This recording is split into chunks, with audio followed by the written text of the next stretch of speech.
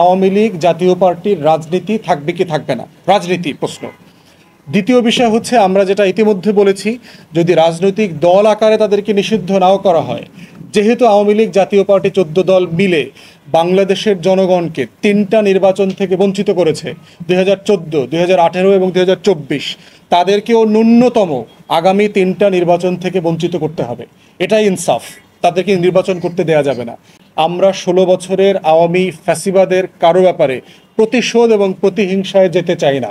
আমরা বিচার চাই, বিচার, ইনসাফের ভিত্তিতে বিচার চাই। শেখ হাসিনা থেকে শুরু করে প্রত্যেককে, যারা গত 16 বছর বাংলাদেশের মানুষকে বিভিন্ন ফর্মে বঞ্চিত করেছে, তাদের ন্যায্যতার ভিত্তিতে আমরা বিচার চাই। জাতীয় পার্টির নেতারা ইদানিং বলবার চেষ্টা করছে যে আসলে আমরা পারি নাই, চেষ্টা করেছি, পরিস্থিতির শিকার। এগুলো হচ্ছে প্রাইমারি লেভেলের গরু ছাগলের বক্তব্য হইতে পারে। এগুলো মাঠে গিয়ে ভেড়ার পাল আছে না, মহিষের পাল, ওই ভোলার চরে গিয়ে মহিষের পালের সামনে এগুলো বলবেন, বাঙালিরা বলবেন না। এগুলো কে কি করছে না করছে, অনেককেই তো জোর করছে, আমাদেরকে করে নাই, আমাদেরকে টোপ দেয় নাই। আমরা নির্বাচনে গেলে নিবন্ধন দিবে, বস্তা বস্তা টাকা দিবে, আমাদেরকে বলে নাই। আপনারা দেখেছেন যে বর্তমান অন্তর্বর্তীকালীন সরকার দায়িত্ব নিয়েছে প্রায় মাসখানেক হয়ে গেছে।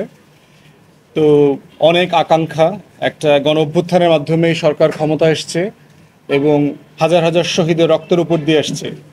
তো এখন এই বাস্তবতাতে হচ্ছে যে অনেকগুলো আকাঙ্ক্ষা যে গতিতে বাস্তবায়িত হবে বলে মনে করা হচ্ছিল, সেই গতিতে বাস্তবায়িত হচ্ছে না। জনগণের মধ্যে এরকম একটা কথা এবং অনুভূতি চাওয়ার আছে। সেগুলো কি? একটা হচ্ছে যে আওয়ামী লীগের রাজনীতি যারা করেছে এবং আওয়ামী লীগের যারা দোসর রাজনৈতিক দল ছিল, বিশেষ করে জাতীয় পার্টি এবং 14 দল, তাদের ব্যাপারে আমরা বারবার বলেছি যে দিল্লির রাজনীতি যারা বাংলাদেশে গত 53 বছর ধরে করেছে, বিশেষ করে আওয়ামী লীগের বিপদকালীন বন্ধু হিসাবে যারা বি টিম আকারে সবসময় হাজির থেকেছে এবং বাংলাদেশকে দিল্লির স্বার্থ রক্ষা করবার জন্য পলিটিক্যাল স্পেস দিয়েছে, সেই দলের নাম হচ্ছে জাতীয় পার্টি। তারা আদতে, আচারে, ব্যবহারে ভদ্র হইতে পারে, ভালো মানুষ হইতে পারে, সৎ হইতে পারে, কিন্তু জাতীয় পার্টির রাজনীতিটা কিন্তু বাংলাদেশের স্বাধীনতা সার্বভৌমত্ব বিরোধী রাজনীতি। এই জাতীয় পার্টির প্রতিষ্ঠা হয়েছে কিন্তু শহীদ প্রেসিডেন্ট জিয়াউর রহমানের রক্তের উপর দাঁড়ায়। এটা মাথায় রাখতে হবে আমাদের। বাংলাদেশের সবচেয়ে সফল রাষ্ট্রপতি এবং সবচেয়ে দেশপ্রেমিক রাষ্ট্রনায়ক ছিলেন জিয়াউর রহমান সাহেব।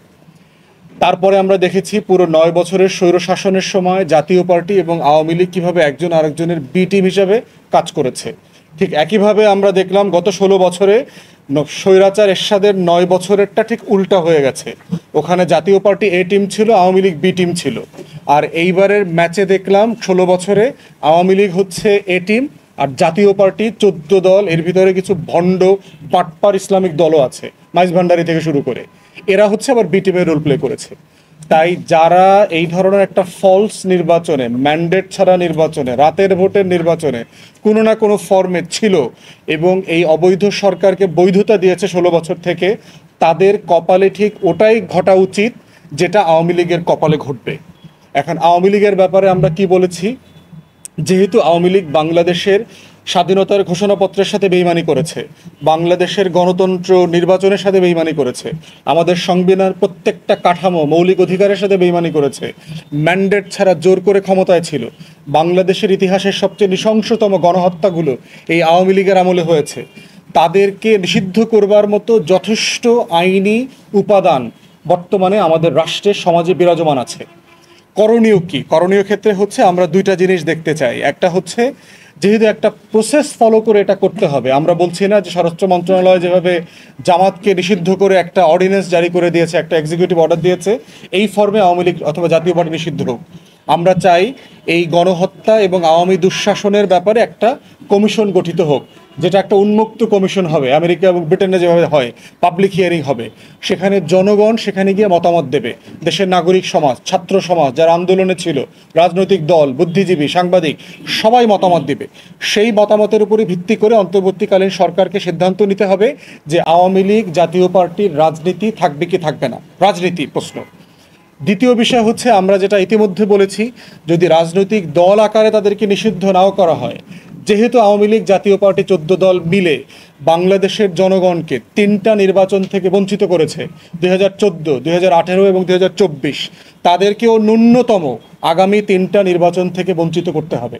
এটাই ইনসাফ। তাদেরকে নির্বাচন করতে দেয়া যাবে না। বিশেষ করে যারা এই সকল প্ল্যাটফর্ম থেকে নির্বাচন করেছে, ইনক্লুডিং আওয়ামী ইন্ডিপেন্ডেন্ট দালাল যেগুলো ছিল, ডামি ফেক ক্যান্ডিডেট যারা নির্বাচন করেছে, পদস্থ ছিল, যারা সোকল্ড এমপি মন্ত্রী হয়েছে, আওয়ামী লীগের বিভিন্ন জায়গার পদস্থ নেতা, তাদেরকে নির্বাচন থেকে নিষিদ্ধ করতে হবে, রাজনীতি থেকে নিষিদ্ধ করতে হবে। থার্ড জায়গাটা হচ্ছে ক্রিমিনাল অফেন্স। আওয়ামী লীগের আমলে যত ফৌজদারি অপরাধ হয়েছে রাজনৈতিক নির্দেশনায়, হাসিনার অর্ডারে, লাশের বদলে লাশ, অথবা ওবায়দুল কাদেরের অর্ডারে, অথবা আওয়ামী লীগের অন্যান্য নেতাদের অর্ডারে, সেগুলোর ফৌজদারি বিচার করতে হবে। বিশেষ করে তাদের আমলে যে গণহত্যাগুলো হয়েছে, আন্তর্জাতিক মানবাধিকার অপরাধের যে ট্রাইব্যুনাল আছে, এটাকে যদি সমন্বয় করবার প্রয়োজন হয়, সংশোধন করবার প্রয়োজন হয়, সংস্কার করবার প্রয়োজন হয়, করে সেখানে জাতিসংঘের টেকনিক্যাল অ্যাসিস্ট্যান্স নিয়ে তাদেরকে ন্যায্যতার ভিত্তিতে বিচারের মুখোমুখি করতে হবে। আমরা বারবার বলেছি, আমরা 16 বছরের আওয়ামী ফ্যাসিবাদের কারো ব্যাপারে প্রতিশোধ এবং প্রতিহিংসায় যেতে চাই না। আমরা বিচার চাই, বিচার, ইনসাফের ভিত্তিতে বিচার চাই। শেখ হাসিনা থেকে শুরু করে প্রত্যেককে, যারা গত 16 বছর বাংলাদেশের মানুষকে বিভিন্ন ফর্মে বঞ্চিত করেছে, তাদের ন্যায্যতার ভিত্তিতে আমরা বিচার চাই। জাতীয় পার্টির নেতারা ইদানিং বলবার চেষ্টা করছে যে আসলে আমরা পারি নাই, চেষ্টা করেছি, পরিস্থিতির শিকার। এগুলো হচ্ছে প্রাইমারি লেভেলের গরু ছাগলের বক্তব্য হইতে পারে। এগুলো মাঠে গিয়ে ভেড়ার পাল আছে না, মহিষের পাল, ওই ভোলার চরে গিয়ে মহিষের পালের সামনে এগুলো বলবেন, বাঙালিরা বলবেন না। এগুলো কে কি করছে না করছে, অনেককেই তো জোর করছে। আমাদেরকে করে নাই, আমাদেরকে টোপ দেয় নাই। আমরা নির্বাচনে গেলে নিবন্ধন দিবে, বস্তা বস্তা টাকা দিবে, আমাদেরকে বলে নাই, যাই নাই তো, নিবন্ধন দেয় নাই তো, সো হোয়াট, কি হয়েছে? নিবন্ধন আমরা আদালত থেকে আনছি, ন্যায্যতার ভিত্তিতে ফাইট করে আনছি। আপনারাও সাংবাদিকরা আমাদের সাথে ছিলেন সেই লড়াইতে। তো সেই জন্য বলছি যে আপনি পারেন নাই, এটা একটা ভুয়া কথা। বেতন, গাড়ি, বাড়ি, সুযোগ সুবিধা, লুটপাট কি করেন নাই আপনারা গত 16 বছর আওয়ামী লীগের ব্যানারে বৈধতা দিয়ে দিয়ে এটা করেছেন। তাই আমাদের বক্তব্য খুব পরিষ্কার যে আপনাদের দায় আওয়ামী লীগের দায়ের সমান।